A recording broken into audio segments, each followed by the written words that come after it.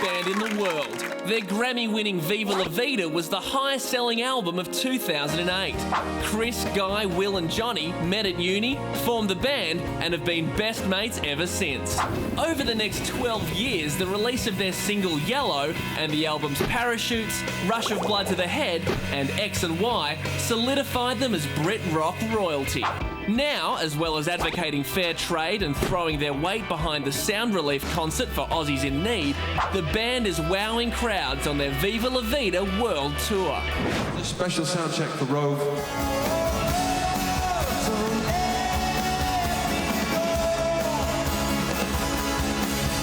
Earlier this week, the good guys of rock and roll invited Rove backstage at their Melbourne show. New chat show look. I don't know.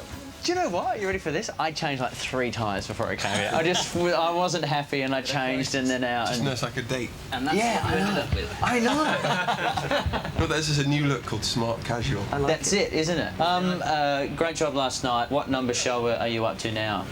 93. Will you have a celebration for 100? I thought we already did 100. Did we? We need to find out. No, I was only a guess, really. I didn't really know. We should find out because tonight might be the 100th show.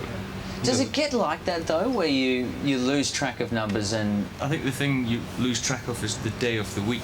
I mean, weekends have no meaning, you know, because we do shows through the weekend, and so it's not like we have a break at the weekends. So often we'll call our friends up and be like, "Hey, let's go out," and they'll be like, "But it's Tuesday." And you're in Germany.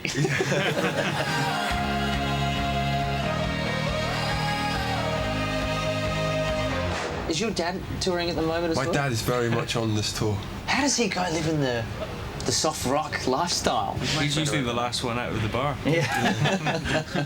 Because he sort of fulfills the rock star side of things, you know? And does he really have a problem with you swearing on stage? Oh, 100%. So have you seen Chris's dad tear strips off him at the end of a gig? He doesn't get cross, really, just acts disappointed. Yes.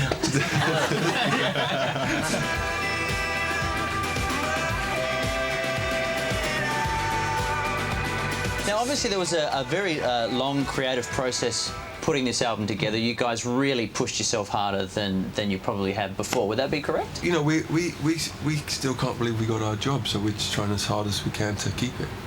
So we try pretty hard on every record. So do you put that pressure on yourself as well as a group? We got told if we made a shit album that you wouldn't speak to us.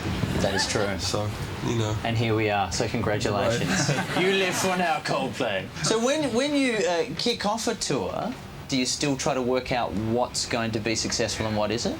Yeah, completely. I mean, that's why we did our first 3 gigs for free, because we thought we couldn't possibly charge people for what might happen. Just because I'm losing doesn't mean I'm lost. Well, what do you look out for when you're on stage? What do you look out for to dictate the show is going well? How many people are walking up the aisles going to the toilet?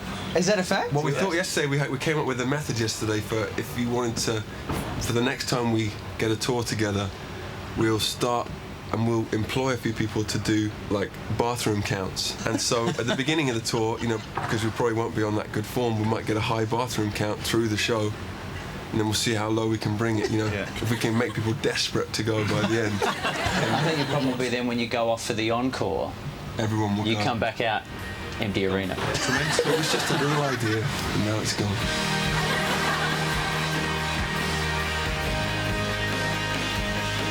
Well, also too, I should say, congratulations on being one of probably 10 bands that are the greatest band on earth, apparently. Right. So how are you dealing with that? We've never claimed that, have we?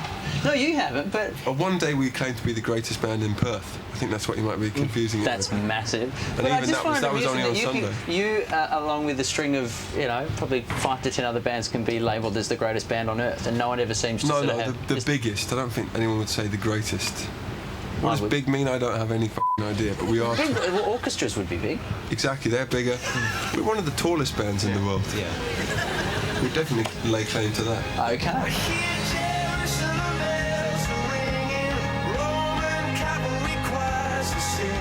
Now, gentlemen, are you ready for your final 5? I have one for each of you and then one for the group. Number 5, Johnny, after all these years, do you have any clue what the song Yellow is actually about? Bananas. Number 4, Chris, you were once voted world's sexiest vegetarian. What does it take to be a sexy vegetarian? You really have to keep down on the old, cattle slaughter. Keep that to a minimum. But I only held that title for a year. And then who's had it since? This is what I'm perplexed by. Moby? Maybe Moby. Ah, there you go. Maybe. Number 3, Guy, why was the band's first ever song called Ode to Deodorant? Not too sure. Was it in reference to anyone in particular? Perhaps Will was into sport, wasn't he? yeah, Will is What's that got to do with it? I'm not so into washing. I don't think it was. The cracks are People in showing. glass houses shouldn't throw stones. Number 2, Will, if you were all stuck in a blizzard, which one of you would be cannibalised first? Well, that's a good question, actually. I'd probably go for John. I'd like a Because he's the nice tallest. slice of Johnny. He'd provide the most nourishment and the most meals for all of us. Chris would break his vegetarianism for you. That's very sweet. That's very Throw sweet. away that title. And number 1 for all of you, do you think you'd still be as successful if you'd stuck with your original name, Starfish? I'm going to say no. You're going to say no? What is the correct answer? I don't know. See, because if you still wrote the incredible music you did, but were called Starfish, would it make a difference? What would happen if you were called Keith? That doesn't work. Doesn't work so well, does it? Yeah. So who will ever know? We'll be back with more of Keith after this. Thank you, Coldplay, officially the tallest band in the world. A title at last. Thanks, Rove. Thank you very much. Here's the album Viva la Vida, and the tour of the same name is on as we speak. Go see it. Fantastic show. Tickets on sale now. We'll be back with Husey and Ben Lee.